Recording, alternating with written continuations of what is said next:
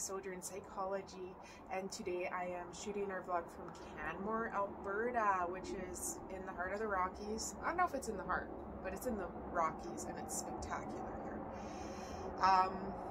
So today I'm going to be talking about EFT, emotionally focused therapy, and I've shot some other videos talking about EFT. Actually, I shot one about understanding what's on the surface for us as people and what's underneath the surface. From this very spot, I think a year ago, 2 years ago, I've been doing these vlog things all through the pandemic, so it's all a blur. So emotionally focused therapy, why am I doing this? Well, I wanted to really hammer out some of how I view what EFT is, rooted really in Sue's model and how she has, formulated, theorized, and explained how us clinicians can work with emotionally focused therapy. But this video is for you as a person who is considering what type of therapy might be best for you. I had two new psychologists asking me to explain EFT to them, and because they had gone for EFT therapy and they weren't quite sure if they had actually gone for EFT therapy. So with emotionally focused therapy, in Sue's book, Attachment Theory in Practice, Sue will define us as experiential attachment focused therapists. So what's really key is that our model is about creating an experience in the therapy room that will benefit individual, couple, or family as they move away from that session and head into their life.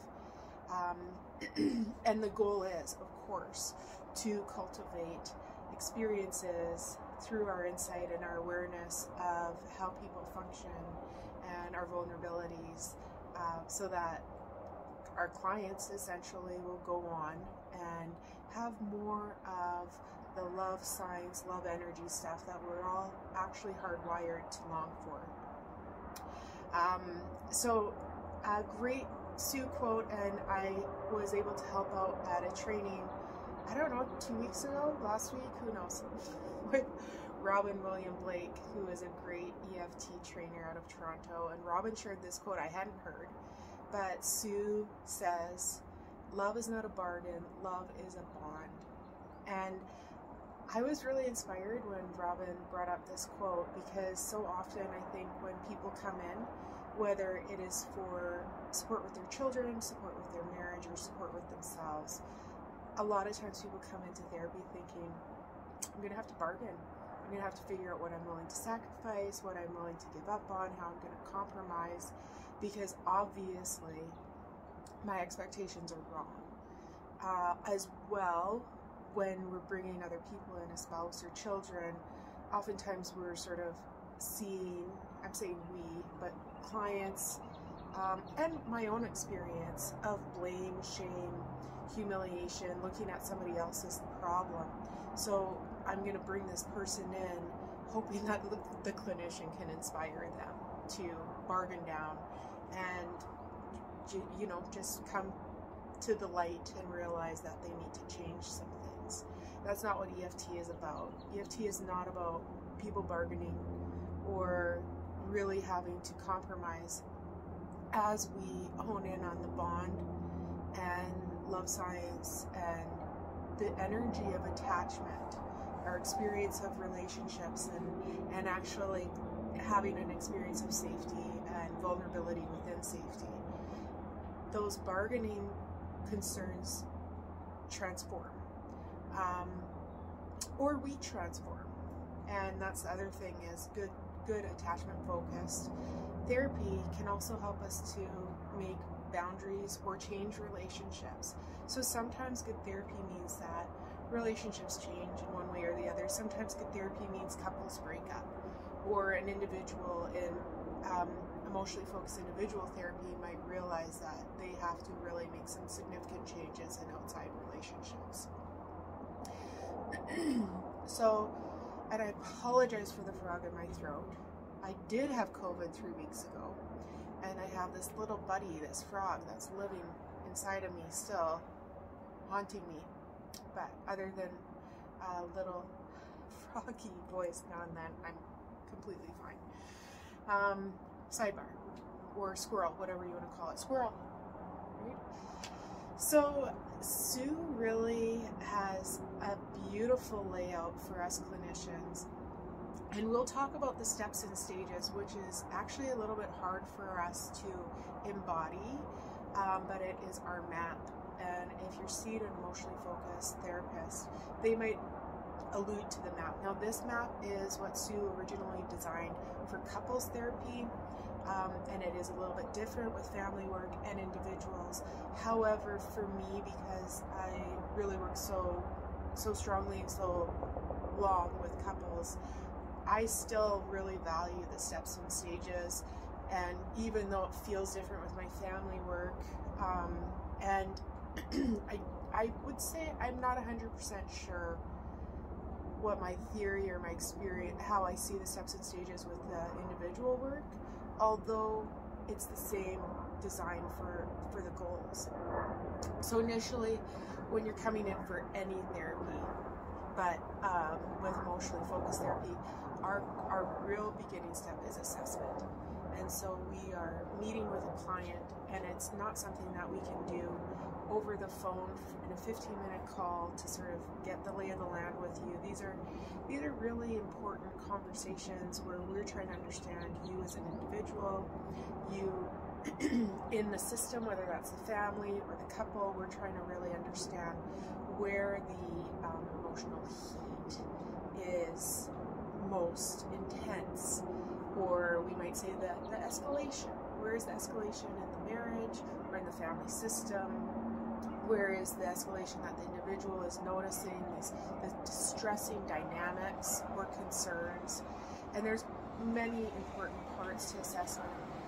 Your story as a person, from cradle to that moment, from the beginning of your life, your family origin, relationships, siblings, your life experience, your academic history, all of these really important parts of who you are as an individual.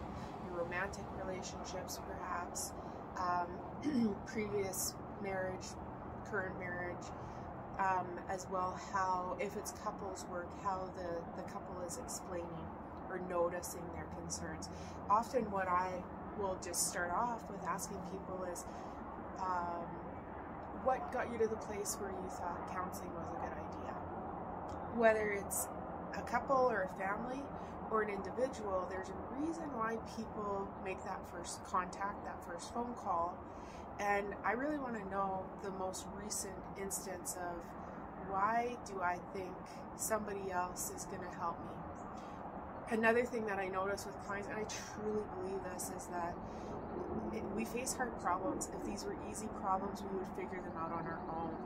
So I want to understand, or an emotionally focused therapist wants to understand, what is the hard problem that you're facing? What are the concerns? We might also be evaluating what we notice as injuries and raw spots.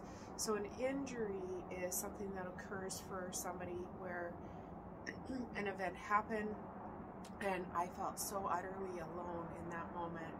It's really, really injured me. I have an ache and a pain, and it gets in the way of my risking vulnerability because somebody missed my needs so greatly when this incident occurred. And I just am not sure that my yearnings, my needs, and my fears can really be cured in this relationship or this dynamic. And a raw spot is more of like, I think this is really traumatic, and this might be why I'm coming in for therapy. Feels like trauma, but as we process through, it's maybe a now we small children, right?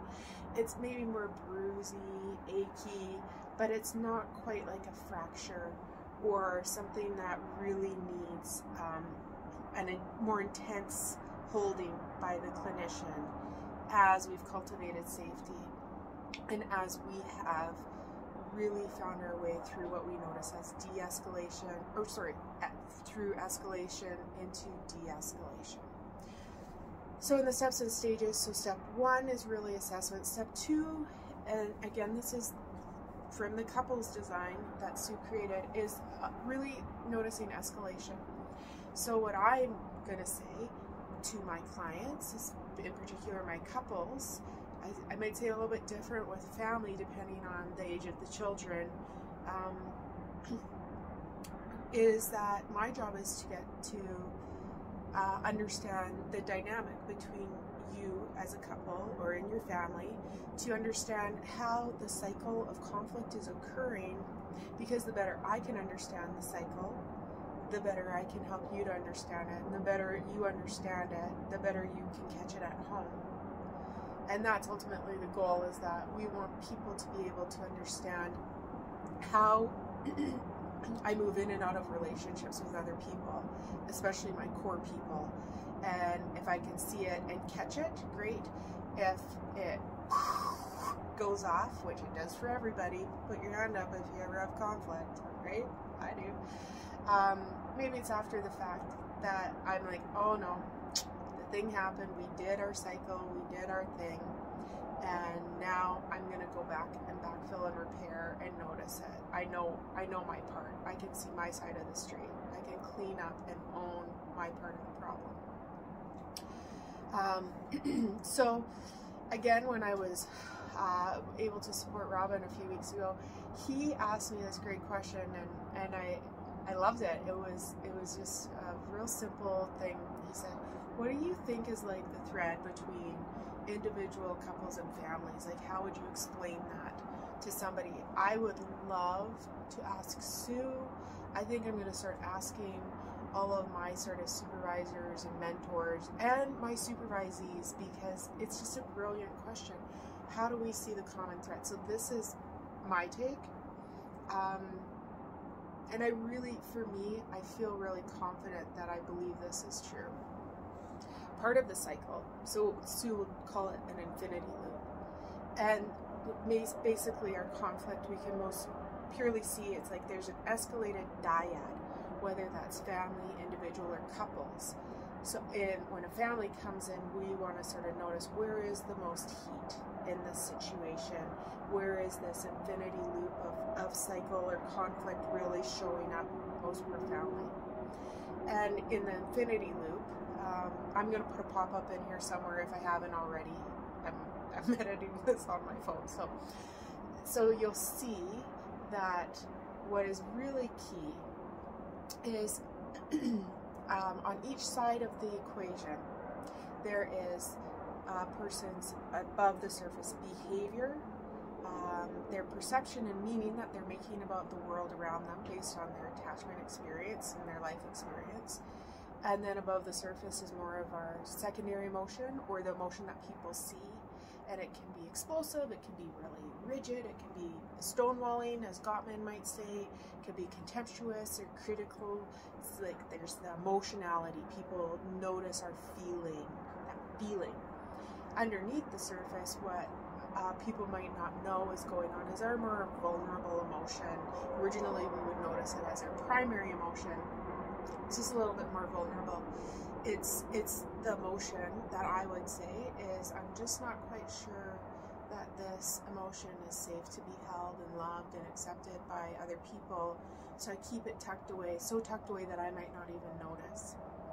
And that emotion is really touching into this area of our attachment space where we want to understand clinically and help our clients understand our attachment fear, our attachment need, and our attachment yearning, which recently I've started to really include that yearning piece because our need is a bit different than our yearning. Whether we identify more with I'm afraid and I move out more readily from people, or I need and I move in more readily, the yearning is in both. It's not just associated with our needs. I yearn for something that I'm not sure I'll get because of my experience with people, so I'm afraid and I move away. I yearn for something that I'm not sure I'll get, so I move in. Basic language of attachment, you've heard me say this before, is it's typically we have mover inners and we have mover outers. And then some of us kind of do a variety of both because we probably have trauma, maybe PTSD, maybe ADHD. There's some other things going on for us. So our strategies just need a little bit more slowness so that the clinician, your EFT therapist, can figure out, oh, you got a little bit more moving in and out on the behavior. So the infinity loop, on each side of a cycle, on each side of a conflict, there is a person who has behavior, they have meaning and perceptions about themselves, the world around them, and other people, and then they have the emotion that's seen, the emotion that's hidden, more hidden, and attachment, fear, attachment, need, attachment, logging.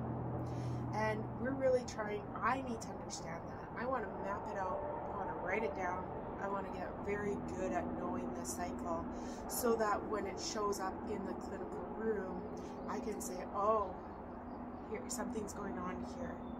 This is the thing. Hey, do you know that this is the thing that happens? So we're starting to learn how to catch it in the clinical room so that clients can better understand or see it in the clinical room with me or your therapist, because we need some help and we need somebody who trusts that safety and vulnerability are key and will be accessible. That we trust clinically that clients, children, parents, singles, whomever, can be accessible, responsive, and engaged. That's another beautiful way that Sue and all of our trainers will notice our goal is to have an experience with somebody who is accessible, responsive, and engaged. So me, as your clinician, I kind of need to do that to set things up, right? If your clinician, whether it's an emotionally focused clinician or not, doesn't feel accessible to you, responsive to you, and emotionally engaged, you don't have to see that clinician. You have permission to move on from your relationship with your therapist if it's not working for you. Let me notice my notes because I'm saying a lot. So in escalation, that cycle, the behaviors and those perceptions about the world around us and ourselves and people, and that hotter emotion is getting us into trouble. There's more experience of escalation. People are coming into therapy from an attachment perspective because they're experiencing escalation. So we want to, again, I'm noticing the cycle, helping myself to map it out, helping to catch it in session, with the goal that my clients then will be able to catch it at home. And to really solidify, clarify, the key is we are all people with behaviors, perceptions, and meanings, with emotion on the top, more hidden emotion, and then attachment fears, attachment needs, and attachment yearnings. And so that for me is really the thing that is key, whether we're working, I or we as emotionally focused therapists are working with an individual, a family, or a couple, is that each person has humanity. Actually, we all have humanity. It's in common. I have a humanity as much as you do, and a human experience, and I have fears about myself and things that I do not trust. I have negative beliefs and negative experiences and emotions that I hide, and I have emotions that get me into trouble and behaviors that get me into trouble. I know this, I engage it within myself, so then I can also trust more fully my own humanity and the humanity of the people in the room. Stage 2 of the couples model is really about de-escalation, and we again are just noticing the couple is, or the family is getting more of a sense. They're catching, noticing, experiencing their cycle at home. They can stop it and notice it together at times, or the parents with emotionally focused family therapy, the parents are really buying in more, and the parents are better able to manage those conflicts, that the child is not left alone to try and manage it, but that mom or dad or both, or moms or dads or grandparents, whomever, is better able to say, I got this. So it's a little bit different, because with the family work, the parents are responsible. If a child is made to feel responsible for conflict or relationship, it is always disorganizing. It's not a child's position, especially minors. So that is strange, and I don't fully understand when I am an adult caregiver to ailing or senior parents. It's confusing and complicated. So it's okay to be confused when we're talking about when parents are aging and we're helping them. But there's always this thing, like this longing. It's part of our biology, our neurology, the science of who we are, is our nature, is that we long for our primary, our secondary caregiver, our third caregiver. We want bigger people to be in charge of us. So even at later stages of life, we still have that yearning for mommy and daddy stuff. And it's powerful to want to be loved by your caregivers. So I don't have a clear answer if you're dealing with ailing parents or things like this. It's complicated, and it does get our shark music going, our anxiety going. But de-escalation. So this is really our stage 2 area, and within stage 1 and within stage 2, there's steps. There's different things that we are clinically looking for to help us on our map to better gauge that we are on the path towards our ultimate goal, which I'll get there. Stage 2, de-escalation. And then one of my current mentors and supervisors, Jim Furrow, who I really appreciate his language, he simply defined it to me as, we're really learning how to reach. So I'm reaching from my vulnerable place. I'm reaching more. I'm not moving out, and I'm not intensely moving in, because neither one is right or wrong, but I'm reaching. I'm taking these risks to be more vulnerable, to get more under the surface of my emotion, to open up that more secret, more private, vulnerable feelings, and to put language to the attachment fears, attachment needs, and the yearning stuff, which is pretty huge. So we're reaching, I'm asking, I'm reaching, I'm asking, I'm reaching towards my person. You're reaching towards your person. You're reaching towards your child. Your child is reaching towards you. I'm reaching, and I'm asking, and I'm trusting. And what we know about stage 2, this area, and just about therapy, is with couples, with family, is that, again, is this person accessible, responsive, and engaged? And if there is a mover-outer, so somebody we might notice as a more withdrawn partner, we really need them more engaged. That they are, Sue would say, they're coming onto the dance floor. Because the person who is more of a mover-inner, or more typically a pursuer, is already dancing. They're like, come on, let's do this. A pursuer is more willing to say, hey, we gotta talk this through, sometimes loudly. Whereas a withdrawer is really just trying to self-regulate and keep the peace. Nobody is more right and nobody is more wrong. These are the strategies that we learn to hone in on based on our attachment experience, our attachment fears, our attachment needs, and our attachment yearnings. A beautiful way to notice it is that people who are more of a mover-outer are actually trying to keep the peace. They're not trying to ditch you, run away, stonewall, peace out you. They're trying to manage and keep the relationship going well. That's their strategy to stay in relationship. If I move out and I self-regulate, then we can be in peace. It's kind of confusing, but it's also really important to know. The other part is the pursuer is not just always wanting to fight. Actually, what we know about pursuers, or more of the mover-inners, is actually they're the keepers of emotional closeness.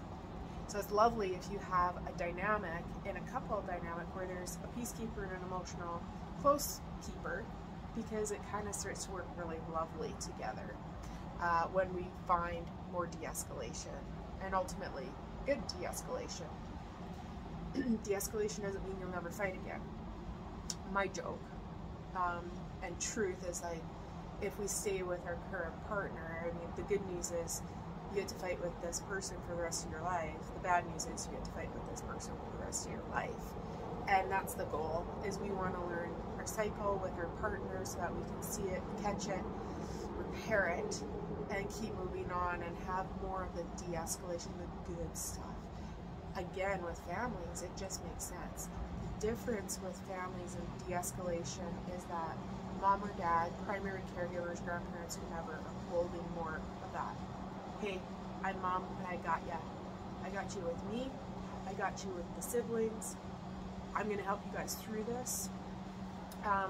The circle of security would define repair as, I'm here, I know you need me, and we're going to work this out.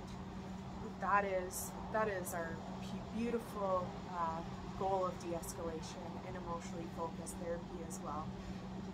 The language of attachment works for all attachment-focused therapy. And attachment is a beautiful thing to study. It's hard to understand. There's a lot of good books. Sue's books are well written. Hold Me Tight, Love Sense. Buy them, read them. They're great books. Okay.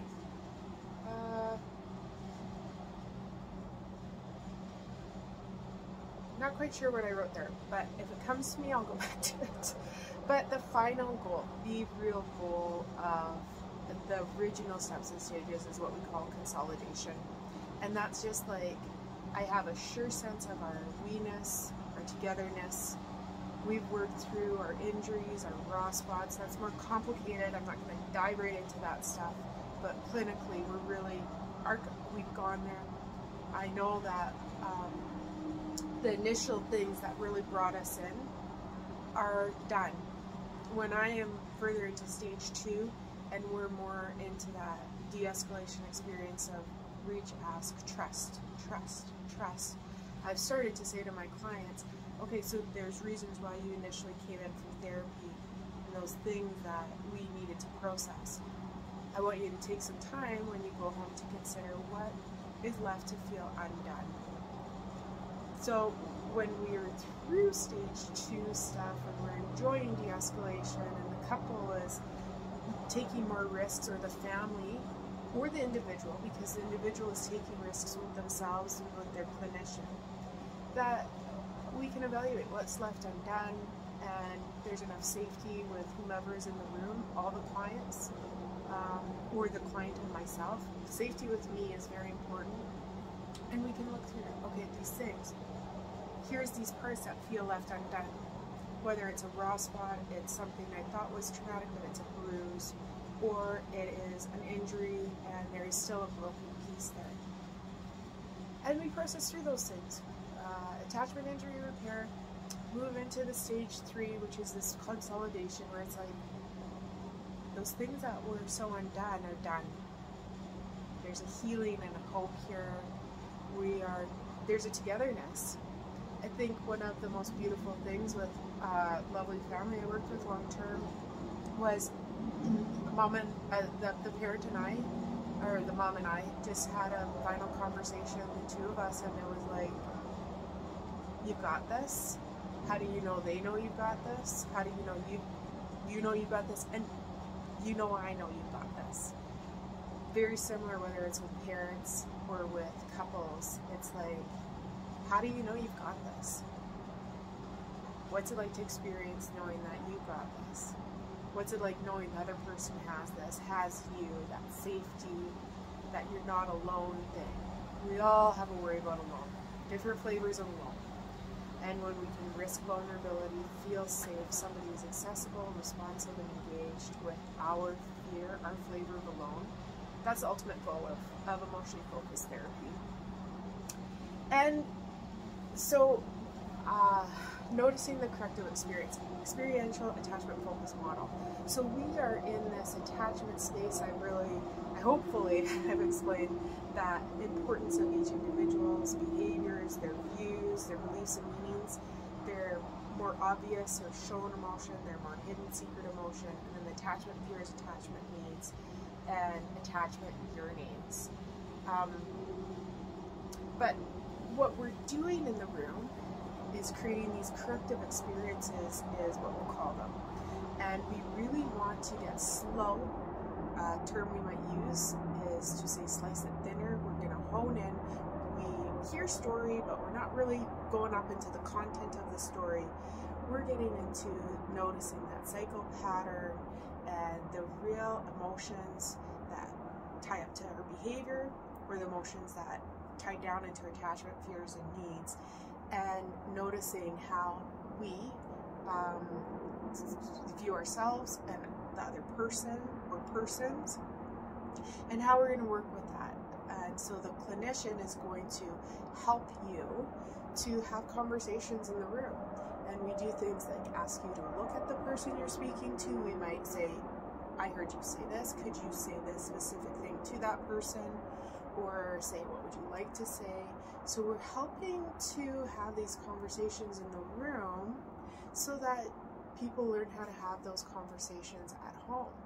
That we start more on the surface with people about those conversations, and then we start moving deeper down into the more vulnerable conversations and this reaching thing that I mentioned before. We're always reaching, and we're going to help you notice those beautiful parts, those beautiful vulnerable parts. And as safety is developing and being experienced in the room, we encourage our clients to risk these vulnerable pieces.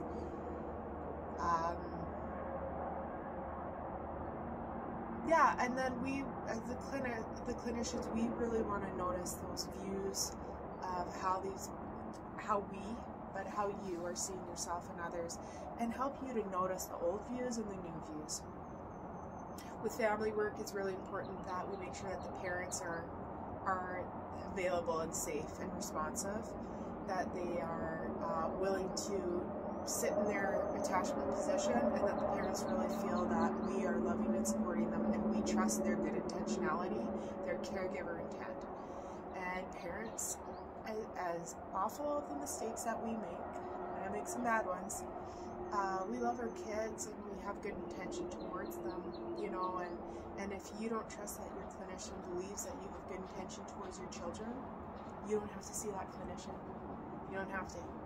But moms and dads, primary caregivers, are really key. And just like Sue said with the dance floor, that we need the more withdrawn or the mover outer partner to show up on the dance floor. We need mom and dad on that dance floor. We need the primary caregiver shaking their thing on the dance floor, and that the kids can see that, so that they then can come on. We don't bring the child to the dance floor before the parents are there. Maybe the child is saying, let's do this. Maybe the child has initiated therapy. But again, we really want to help the parents hold the relationship. And I think as an emotionally focused therapist, as an experiential attachment clinician, how I view it is, and this is some circle language. The circle talks about hands holding relationships, and parent hands holding the child relationship that the parent is always holding. Me as a clinician, I am placing my hands on those hands. So I'm helping to hold the parents' hands so that they can hold their relationship with their children. With couples and individuals, it's a bit different, but there is this thing, you need to feel held, and you need to feel that trust with your clinician. You need to feel that your clinician is accessible, responsive, and engaged, and to feel that their humanity is well intact and it's safe, and that they are, that they're one of your people for a while. We symbol a lot in therapy. Some might even say we're symbol of attachment, or some people might say we're a bit of a surrogate attachment. And so for the time that you're in therapy with your clinician, it's really, really important that you have those markers of safety, relationship, and love. So, as Sue would say, the science of love, that's really the ultimate goal. It's a beautiful goal, beautiful work. I hope this is helpful, and I really encourage you to seek out an emotionally focused therapist, whether that's with us or somewhere else. And there is beautiful, beautiful work to be done, and it is lovely, lovely to have these experiences as a clinician. This is the best work, love being an emotionally focused couples therapist, family therapist, and individual therapist. I love working with attachment, the science of love. It's truly inspiring, and I think that you will really enjoy your clinical experience. So I'm going to head out and enjoy my day. It sounds like there's a lovely family downstairs enjoying some time with each other, and I plan to do the same. Peace, blessings, hope. Hope for you as you pursue your therapy goals. There's beautiful hands for you to be placed in. And I truly believe that attachment-focused work, emotionally focused work is worth a try. Bye.